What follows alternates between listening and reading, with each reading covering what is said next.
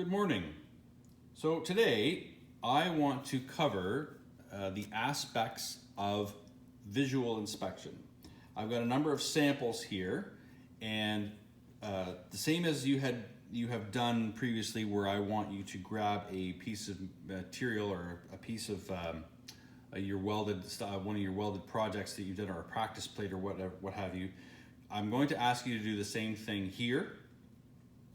And you're going to do a quick visual inspection. You're going to do a visual inspection of the weld, and I'm going to give you an example of some of the things that I would like you to look for and report on. As I said in another video, that nobody does a perfect weld all day, every day. Things happen. Any number of things can occur over the course of a shift, a day, a week. And you're going to have errors, and you need to be able to identify them so that you know how to correct them. So I'm going to give you some examples of welds that are less than perfect and some suggestions as to how to fix them. These are not hard and fast rules. These are kind of thumbnail, wide scale, wide view ideas of what might be wrong. Every situation has its own set of challenges that need to be addressed. But this is what I would consider a starting point. Okay, so here we go. This is my box of samples. Now I've got both steel and aluminum in here, and some of them are in better shape than others, but all of them have some sort of fault or what we call discontinuity in them. Whether it necessarily constitute a fault or flaw, that's what we're going to cover in the lecture, but I just want to give you a visual representation of what it is that I'm looking for. So in no particular order, I'm just going to start grabbing stuff here. This is an aluminum weld, aluminum TIG weld, and what we see in this guy, if I can get the camera angle right, get the light proper, the first thing that we see, let's start from left to right, huge crater, and I need a pointer. Huge crater right there, okay? In both standards, 59 and in 59.2, the welds can have no crater. Now, if you see a crater that big, chances are on the other side, there's a burn through, and that's from excessive heat. So you see something like this, you're running way too hot, the weld is really, really flat, doesn't really have much of a pattern to it, and the bottom side has a lot of burn through. All right, that's your first indicator as to if it's really hot. And there's a huge crater there, so there was no material added at the very end to try and puddle out, to try and fill in that void. Over here, you've got this black sooty spot. That's an arc strike. That is where your tungsten has actually touched down, made contact with your material, and turned it black. Okay, in here looks pretty good. Weld's pretty decent. Looks like it has a decent pattern to it, right? Get the angle right. Decent little pattern to it. And if you look on the other side of it, right in that section, no burn through. Okay, but as you get hotter, right, you start to see that sadness on the other end. Okay. There's also a tiny little pock mark right there. Almost looks like, I think I deliberately made that porosity. I think I left a little bit of dirt right there. You have to remember that aluminum has zero tolerance for contamination, not only with the oxide layer that sits on top, but anything else that sits on that might be on it. That includes things as fine as fingerprints, grease, dirt, anything. So whenever you go to weld aluminum, it has to be super, super clean. Okay, next one. Another bit of aluminum. Looks decent here, gets a little flat, a little hazy here. Oh, there we go. See, as it gets hotter. Actually, so what's happened here is it's been tried to cover this over with the heat, going back over, and right there, in that spot right there, that's a tungsten inclusion. That's a tungsten inclusion, and a bit of the rod stuck right in the end of it. And I did that deliberately because that's what happens when you are welding along and you add too much material in and the puddle builds up too much, makes contact with your tungsten, and the puddle freezes and will actually stick the tungsten in there. The problem with this is if you were to just try and weld over this, the tungsten has a significantly higher melting point. So if it doesn't contaminate and find its way out, it'll go deeper into the weld and just sit there. And that's an inclusion that if it's x-rayed will definitely be seen. But it's also a spot where a crack can form because it's not the same material as everything else. Okay, so that's a tungsten inclusion, frozen puddle, and another burn through on the other side. I think that's going to round out our aluminum. So on this one, no burn through on the back side. This side looks decent. Maybe a tiny little bit of undercut. So this would be a visual inspection where you can actually see or feel. The rule of thumb, is if you can catch it with your thumbnail, right? If you can catch an edge with your thumbnail, it's something that's measurable. Okay. This one, tiny little pock mark at the end, right there. On the other side, too hot. Okay, burn through on the back side. On to our steel. This one, and when you're dealing with visual inspection, one of the things that you need to keep in mind is cleanup. You must clean all your welds. It's right in the standards, both standards. All welds must be cleaned. Okay, so that includes things like the glass that has been removed over time, being banged around, but also spatter. These little bits of spatter that you see need to be removed, okay? Because if this gets painted or any type of coating, you don't get any coating or any paint or any zinc or what have you at the very bottom where that bit of spatter meets, and that can start to cause corrosion. Okay. Other than that, the weld looks pretty good. It's got decent reinforcement. Don't see any undercut. This is just simply cleanup. It says two sides. No, this one's only one side. So here's a smaller piece of material. Okay, zoom this guy in a little bit. The first thing I notice, and if I was to take a fillet weld gauge, but I could just see it visually, actually I'll do it from the end here.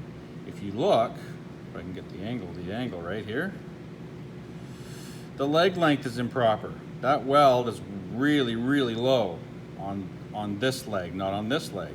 So, first of all, the leg length is improper. It's not an equal length and not an equal leg weld. Second thing, of course, as you can see here, is porosity, and lots of it.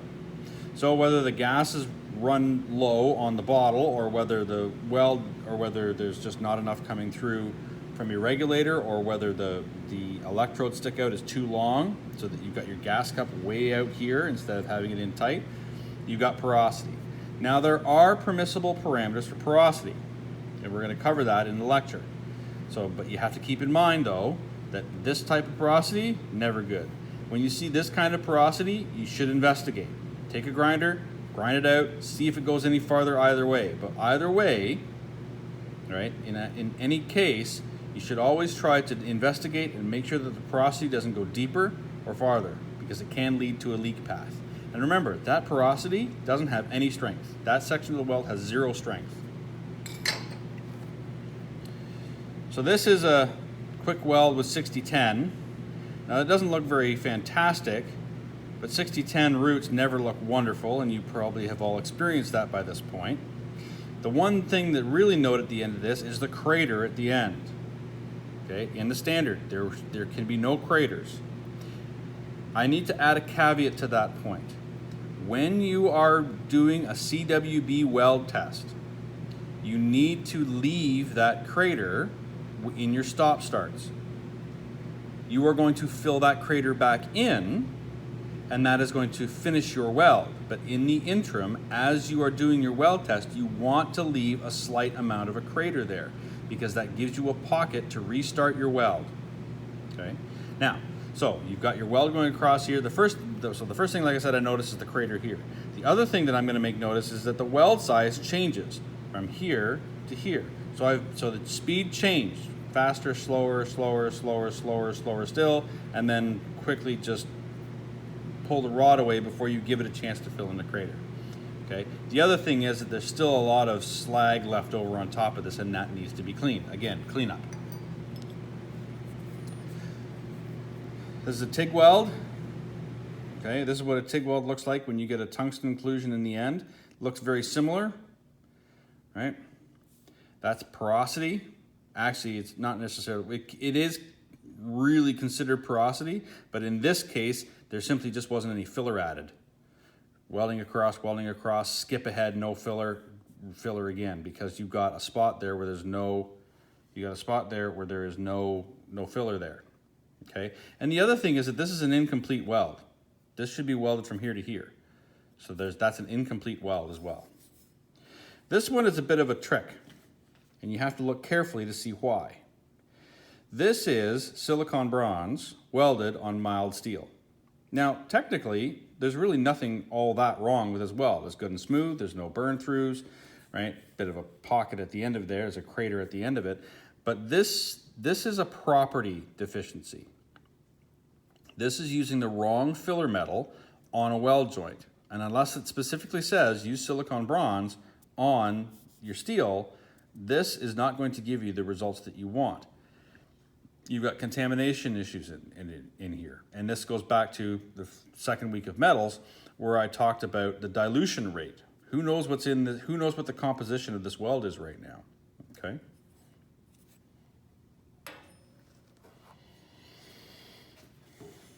This guy right here, looks like a decent weld, but I don't know. I was not thinking about what I was doing, because this weld goes all over the map. So you've got a leg length that comes all the way down here as we follow along, then it goes all the way up and starts climbing up here and then back down and in. Again, it's got a crater at the end of it. This crater can probably be ground out, but it should be ground out and another weld added in just to fill that spot in. Okay, so that one is that is improper leg length. Its official title would be improper leg length, but obviously you can see that the fusion for this weld isn't running down the center line of the weld joint. Part of it is here, another part of it's way up here. This guy is improper parameters, and also not really having the MIG gun pointed in the right direction. Let's see if I can't get this in. That's a huge amount of undercut. I think I welded this at like 28 volts and like 140 wire speed, and went really slow so that the arc had lots of time to dig in and grab as much material there as possible. There you go. You can see how deep that is. Okay, obviously again, huge undercut, the leg length is improper, and an incomplete weld. This one, complete weld, good cleanup, but the parameters are on the absolute mirror opposite end of the scale. Very low, right? There's almost no fusion there. That bead is pretty much just sitting on top, right? This has got a lot of overlap on the top and the bottom. There's really very little fusion there. You can see a tiny little bit of fusion right, see if I can get this thing to focus properly. See that silvery spot right there? That's where your fusion is. The rest of this doesn't have a heck of a lot of fusion in it, okay? Those are bad parameters, but this is mostly overlap. And this is just all level of wrong all the way through, okay? Massive crater, no cleanup, parameters are improper, huge undercut, okay? Basically, this thing has been, I think this is the last one that I did, and I literally just dialed it wrong, and I don't even think I opened my eyes for this one. These are both pretty much the same. So we have a little bit of overlap here. We've got undercut on top, improper leg length, right? Don't have the same leg length. I know, it's pretty wonky, right? Leg length here is not the same as leg length from there up, okay? Undercut. It's a very smooth weld, not a lot of spatter, so the cleanup's decent, right? Finishes all the way around, complete at the other end. Doesn't even really have a crater at this end, not too bad. I mean, the undercut certainly doesn't help it, right? Pretty much the same here. Weld size is a little bit smaller. Undercut up here up at the top, right? There's undercut up in here. leg length is reasonable, but this is where you would take a fillet weld gauge and decide how much of a difference there is here. Okay, do you need to add another pass here in order to give it the size that it's looking for, or should you be grinding this leg down here to make it the size that it's supposed to be? Okay, so there's some examples of visual inspection. I will go through some more examples of that in the lecture when we, depending on where I've placed this video before or after that lecture, and we will discuss further. Again, if you have any questions, please email me, and we will talk to you again soon.